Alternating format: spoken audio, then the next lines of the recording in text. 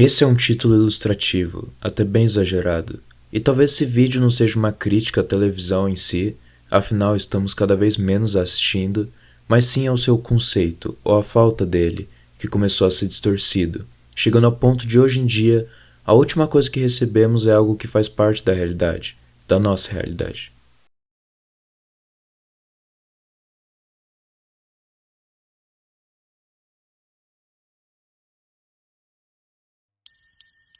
Mais ou menos na década de 20 é que surge a televisão. Já em 1940 é transmitida a primeira notícia / jornal pela TV. Em 1976 temos o filme Network. O âncora de um grande canal de notícias é avisado de que será aposentado. Deprimido, ele acaba discursando ao vivo para todos seus telespectadores de que na próxima semana, a última em que ele irá trabalhar, ele vai, também ao vivo, cometer suicídio. Há um desespero inicial, mas algo inesperado ou talvez nem tanto assim acontece. A audiência sobe, e essa é a premissa básica.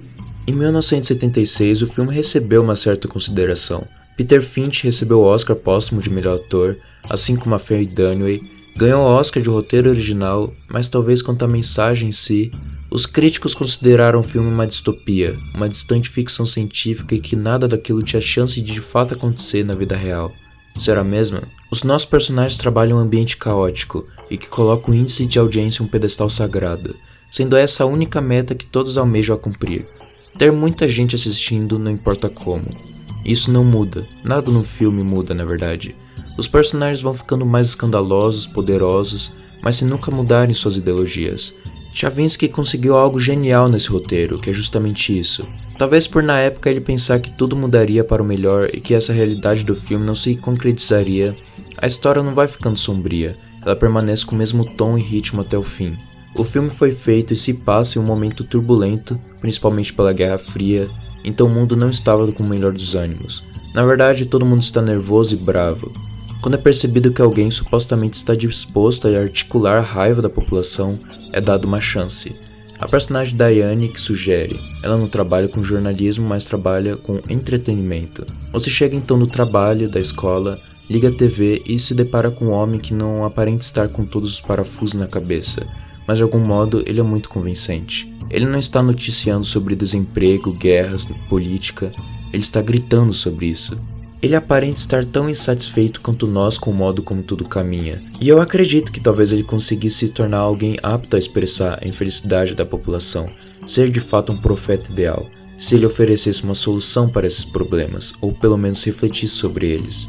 Mas Bale não era nenhum especialista, ele era apenas um âncora de TV, muito apaixonado pelo emprego e que teve um surto mental, o que acontece com muitos, é algo comum. Só o que importa é que o profeta louco com certeza é um nome bastante chamativo. Ele convoca a todos para ir até a janela e gritarem para o mundo ouvir que estão bravos, como se isso fosse adiantar alguma coisa. E todos vão.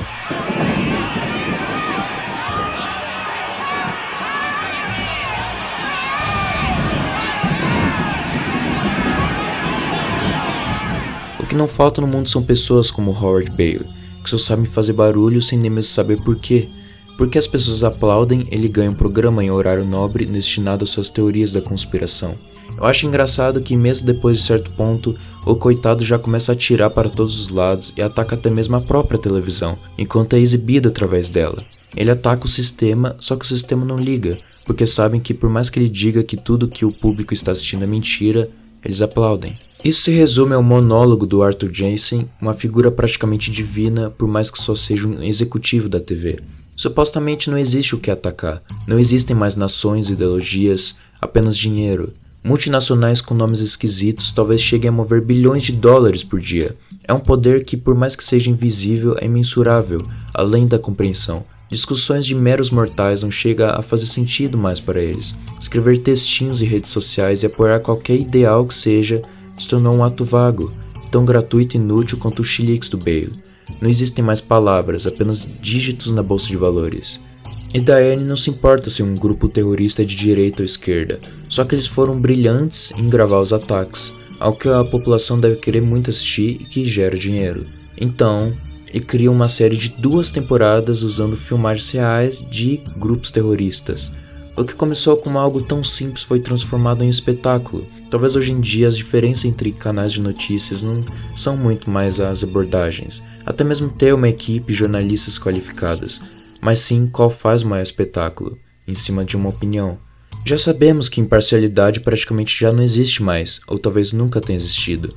Então pendemos a sentar e acompanhar aquilo que já sabemos, o que já concordamos sobre, então o mundo vai encolhendo e encolhendo cada vez mais. Ou talvez não seja nem isso, talvez o único canal que não assistimos seja aquele que é muito certinho e confortável, senão não tem nem graça. Queremos polêmicas, gafes, muitos memes e erros em português. Queremos um espetáculo. E Howard Bailey nem morreu por criticar a TV, criticar quem quer que fosse. Ele foi assassinado porque a audiência caiu. Talvez tenha levado a sério demais ou esclareceu o próprio público, tocou em algumas feridas, ninguém mais se entretia e desligaram. Network news anchorman on the UBS Network News Show, known to millions.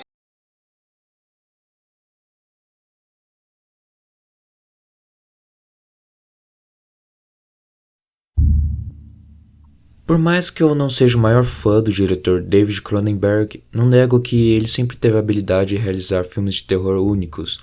Em Crash, de 1996, ele cria uma trama sobre a junção de pessoas e máquinas em um só indivíduo. Não se trata de robôs, se trata do encontro, por exemplo, de algo inanimado, feito de metal e extremamente lógico, com os instintos animais, necessidades sexuais e até mesmo o próprio desequilíbrio mental do homem. O que muitos temiam que fosse acontecer na chegada dos anos 2000 era o bug do milênio. Softwares e todos os computadores parariam de funcionar. Além de uma desastrosa crise econômica, acabaríamos tendo de encarar que a tecnologia talvez sairia para sempre de nossas vidas. Seria uma tarefa árdua, mas não impossível.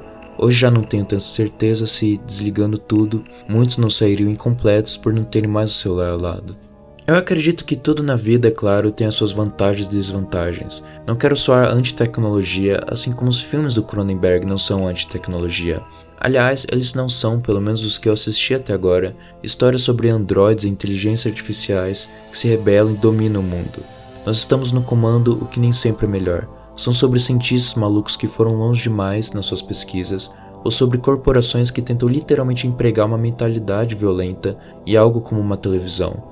O medo então não é o abandono ou ataque consciente das máquinas, mas sim sobre tentar empregar nelas conceitos que são extremamente humanos, enquanto nós mesmos não nos compreendemos. Max Rand pertence a uma geração já envolta pela tecnologia. Na verdade, ele é alguém que é despertado para o nosso mundo por uma fita de VHS. Max, it's that time again. Ele trabalha em um tipo de emissora, a Civic TV. A programação do canal durante o dia inteiro são simulações de filmes snuff. Caso você não saiba o que são filmes snuff, eles são aqueles localizados na última camada da Deep Web, então filmes mas bem doidinhos. Obviamente é ilegal fazê-los e também assistir, baixar no computador já a pessoa já vai presa.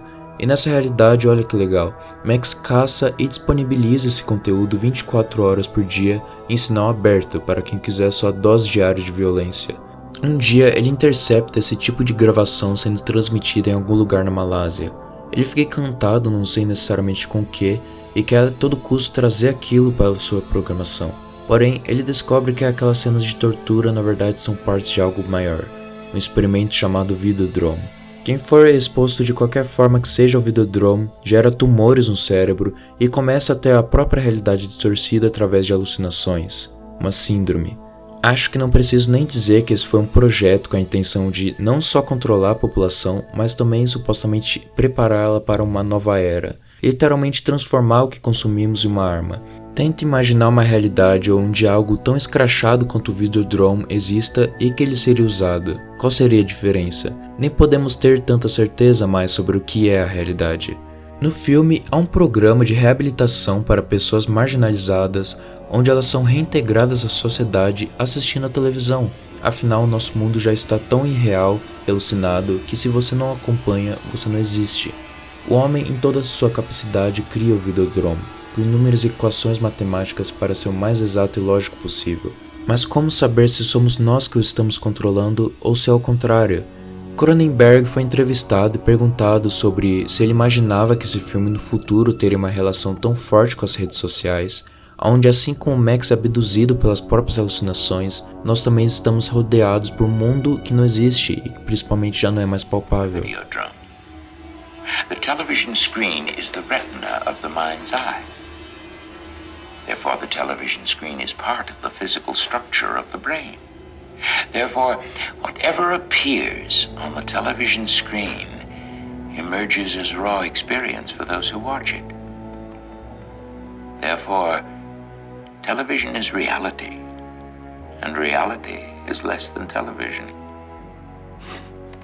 Max. No Videodrome há um ciclo eterno de violência 24 horas por dia. Isso talvez possa ser usado de propósito em algum país. A população é exposta e começa a ficar violenta, replicando aquela realidade distorcida de uma televisão a tubo. Mas óbvio que essa violência já existia. Isso já é demonstrado na própria criação de uma arma como o Videodrome. Então ele talvez seja apenas um espelho, ou talvez não. Talvez seja apenas um reflexo daquilo que já está bem fundo no subconsciente.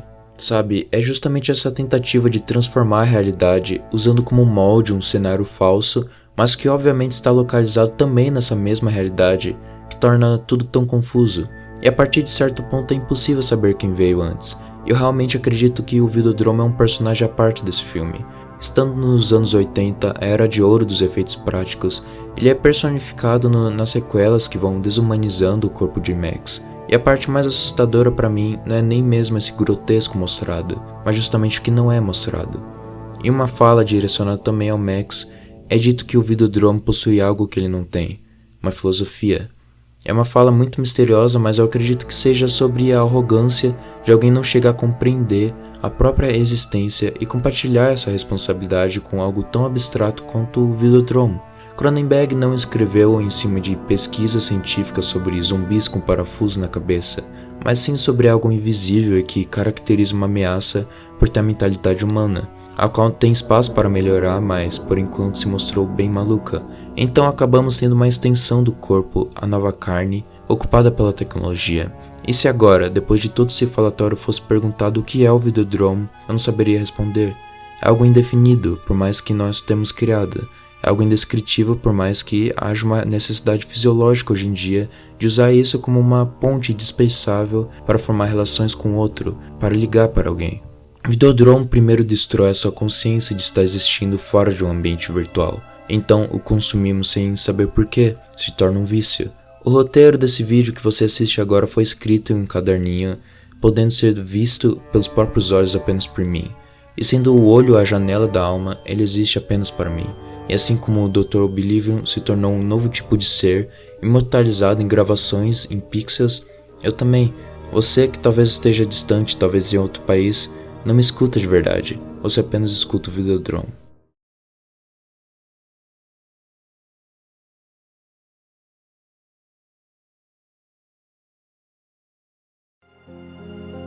Todo mundo já assistiu ao show de Truman, ou todo mundo já assistiu a pelo menos uma versão do show de Truman. Eu nem mesmo me refiro ao filme em si, já que hoje em dia ele já se tornou um sinônimo para outro tipo de show, que com certeza consumimos. Truman Burbank é um vendedor de seguros. Ele leva uma vida sem muitos acontecimentos em uma pacata cidade americana, onde aparentemente tudo é perfeito. Logo, depois de alguns eventos estranhos, ele começa a suspeitar de que nada ao seu redor é real. E realmente não é, já que na verdade ele é a principal atração do programa de televisão mais assistido da história da humanidade, o Show de Truman. O caráter profético desse filme é algo surpreendente. Nem mesmo o diretor Peter Weir imaginava que a história sairia muito da ficção. Não se tinha nem ideia de que um dia surgiriam as redes sociais, mas apenas um ano depois do lançamento, em 1999, seria feita a primeira transmissão do reality show Big Brother, na Holanda. Um grupo de pessoas são colocadas em uma casa repleta de câmeras onde elas são constantemente vigiadas no seu dia a dia pelo próprio público. Continua bem popular, indo também para outros países, incluindo, claro, o Brasil. Truman literalmente nasceu já em frente às câmeras e se tornou praticamente a primeira pessoa a ser possuída por uma empresa. Ele não tem pais verdadeiros, foi manipulado desde criança no que trabalha e com quem ele se casou. Todos à sua volta, incluindo seu melhor amigo, são apenas figurantes, atores. Essa história poderia ser uma das maiores tragédias gregas, mas as coisas não ficam sombrias e somos apresentados àquela leveza com que todos os fãs de Truman o assistem. E se algo que não estava no roteiro nunca tivesse acontecido, algum dia teria ele despertado, descoberto de que ele seria apenas um prisioneiro, que todos haviam mentido para ele, de que ele não era livre, ou continuaria caminhando assim até o dia em que o programa acabasse. Mas afinal de contas, o que é a liberdade? Truman foi para a escola, e se isso fosse perguntado a ele, talvez fosse respondido algo tão abstrato quanto o que nós responderíamos. Nós que estamos fora de uma redoma gigante, a segunda maior construção feita pelo homem que pode ser vista do espaço. Jim Carrey, que por sinal é um ator genial, uma vez disse que talvez, se já não fosse o caso de já haver alguém o esperando do lado de fora, se Truman saísse daquela maquete gigante, ele ficaria sozinha. Obviamente, se Truman nunca tivesse consciência de tudo isso, na opinião dele ele seria livre, obviamente. Se trata de um filme satírico e que pega uma situação extrema como essa para conseguir tratar bem de seus temas. A partir do momento em que um holofote cai do céu, ele pode demorar décadas ou mesmo nunca chegar a juntar todas as peças do quebra-cabeça. Mas o ponto de virada fica claro, a epifania dele fica clara. O que aconteceria fora da redoma são outros 500 e outras filosofias. Mas se ele sai dela, a questão do mundo dele já está solucionada. Mas e quanto aos que estão do lado de fora? Nós provavelmente responderíamos a mesma coisa acerca da liberdade. Acontece então que uma grande maioria tende a achar sempre que quem está preso é o vizinho, quando na verdade estamos todos sob a mesma bolha, uns mais do que os outros. Uma redoma talvez não física e tão escrachada quanto a de Truman, onde só teríamos que levantar do sofá, caminhar para achar uma porta no fim do mundo. Mas se então nós já estamos do lado de fora, qual é o nosso ponto de ignição para alcançarmos a liberdade? E se alcançássemos seria uma responsabilidade tanta. Muitos não arcariam com o livre-arbítrio e assim como o pai, entre aspas, de Truman, decide voltar à abençoada ignorância da redoma. Quem é o escravo de quem também não é explicitamente respondido. Christoph, o criador de tudo, uma figura poderosa que vive na lua, vira escravo da própria criação. Ele se aproxima de um artista que apenas prolonga e prolonga sua obra de arte, sem nunca chegar ao fim dela, mas sempre vivendo em função dela. Ironicamente, ele aparenta viver menos do que Truman.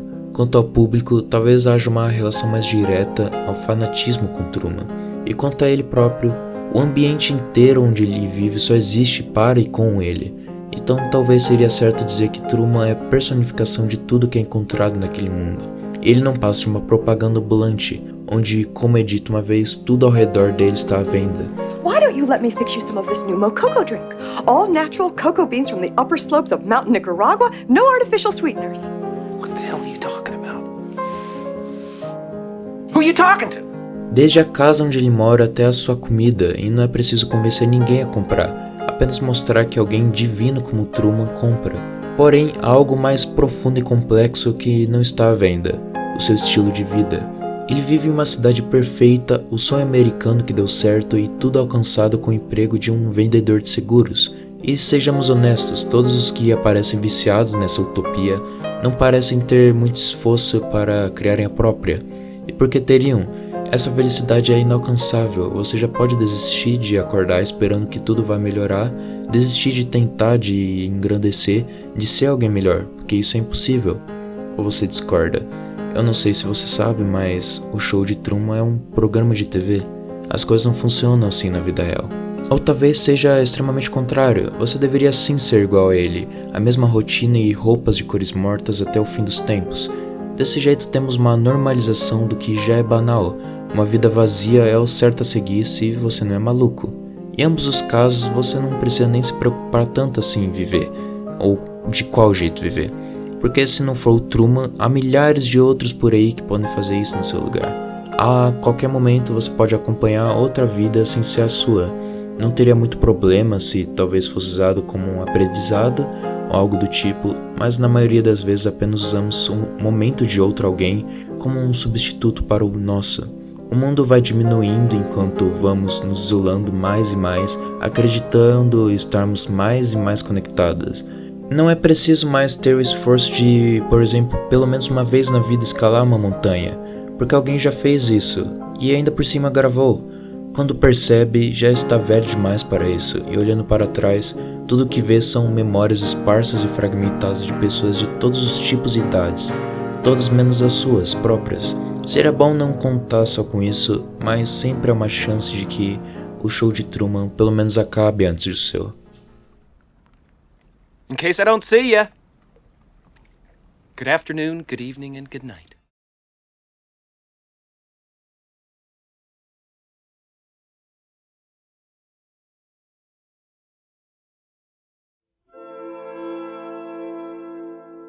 Em 2015, tivemos uma das piores crises de refugiados da história. Tentando cruzar o mar Mediterrâneo, um barco cheio de imigrantes naufragou. Um menino sírio de apenas 2 anos foi encontrado morto no litoral da Turquia. A foto tirada do momento quando ele foi encontrado circulou toda a internet. Você talvez tenha visto nesse mesmo momento. Ela virou um símbolo. Com uma legenda mínima, a violência da cena instantaneamente deixava claro a gravidade da situação. Eu com toda certeza desconheço muito sobre esse assunto delicado, mas acho que é possível pelo menos dizer que as coisas não mudaram tanto assim. Enquanto pesquisava sobre isso, encontrava títulos de reportagens que datavam de exatamente 1, 2, 3 anos após o ocorrido. Era perguntado o quanto mais talvez fosse necessário para despertar uma maior empatia. Mas eu me pergunto, se alguém realmente achou que isso seria possível? Vivemos sempre extremamente estimulados, com espasmos de atenção. É difícil focar em um só detalhe, até de assistir um vídeo no YouTube de uma vez só. Então, navegando em meio a tanta informação de uma forma mais acelerada do que pode aparentar, damos de cara com a mesma foto. Na melhor das hipóteses, a pessoa tem um sentimento genuíno sobre ela, talvez até faça um comentário, um emoji triste. Então vêm as próximas postagens, e outras, e logo aquela imagem ficou para trás.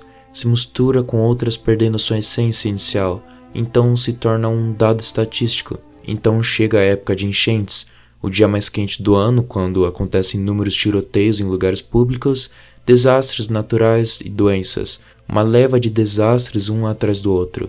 E o 1 minuto de silêncio vai diminuindo à medida que o processo de olhar e colocar um emoji triste, sem tempo para refletir, vai se tornando automático e perdendo seu sentido. Então sugiro que essas coisas não sejam mais noticiadas? É claro que não, mas eu também não sei o que fazer. Não chega a ser culpa de ninguém, na verdade. Não existe mais uma classificação tão grande. Crimes hediondos são noticiados entre esportes e histórias de superação. É uma montanha-russa de emoções que eu presumo que não faça tão bem assim a longo prazo. E essa é a grande pergunta feita em um vídeo de Benny. Qual é a diferença entre o assassinato a sangue frio de alguém e a gravação da morte de um animal? Porque para alguém como Benny não há nenhuma. Ele cresceu em meio a essa mesma confusão de ser necessário perguntar qual é o sentimento da vez entre riso e choro, então ele cresceu sem nenhum. Assim como ele, o filme é frio, apenas operando com som diegético. E do mesmo modo que se poderia dizer que ele, mesmo já tendo 14 anos, talvez achasse que aquela foto na sala se tratasse da própria Mona Lisa, a imagem perdeu sentido para ele.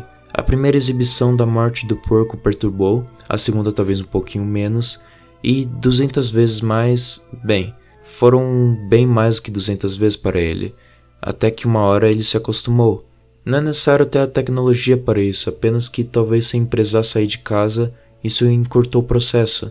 E também do mesmo modo que as coisas hoje não acontecem apenas uma vez, a imagem perdeu seu poder, no mesmo instante em que não se enxerga uma distinção entre ela e a sua própria reprodução.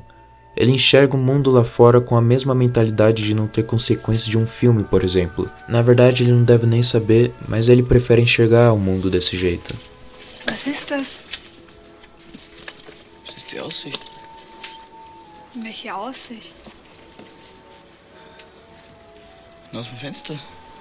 Live? É uma questão que sempre está em pauta. Mas a pergunta certa talvez não seja se filmes e jogos violentos são perigosos, mas quem é a pessoa que potencialmente cometerá um ato perigoso. Porque se essa pessoa foi formada por esses mesmos filmes e jogos violentos, então tem algo errado. Talvez por nunca terem feito nada em relação ao Benny antes, com seus pequenos sinais do que viriam pela frente, os pais dele pagam com um desespero em não saber o que fazer. Ou pelo menos nós esperávamos isso. Wie lässt sich vermeiden, ihn auszuliefern? A. Beseitigung der... Bitte reiß dich zusammen. Es hat überhaupt keinen Sinn, sich jetzt gehen zu lassen. Ja, du hast ja recht. Gut. Ah. Com essa surpresa de que eles sofrem do mesmo tipo de falta de empatia que o filho, mesmo que um grau menor, eu ainda acho que é arrogância querer determinar o que se classifica ou não como violência. Porque se ela já se encontra no dia a dia aos nossos olhos, é preciso ter mais cuidado ainda no modo como ela será transportada a um plano que também é realidade. O mundo foi ficando menor e menor. Você consegue facilmente conhecer outras pessoas e visitar outros lugares, mas no mesmo ritmo tudo foi se distanciando. Se não conseguirmos ter empatia por algo que acontece do outro lado do mundo, então ele não existe. São pessoas falando outra língua que morrem dentro de um tubo ao trocar de canal. E esse distanciamento é em todos os sentidos possíveis e eu acabei de fazer isso 2 minutos atrás. Foi tratado sobre o menino que se afogou como se tivesse acontecido séculos atrás, mas foi há 6 anos. Eu acredito que há 6 anos todo mundo que está assistindo já havia nascido, 6 anos atrás. Então eu acho que a pergunta que poderia ser feita é se cada vez que somos expostos a essa violência, como a foto de um menino que se afogou na praia, nós estamos nos sensibilizando ou apenas nos acostumando. Talvez seja até uma válvula de escape, muitas vezes desse sentimento de impotência de não poder fazer muita coisa. Então pensamos sem perceber que é apenas mais um e trocamos de canal.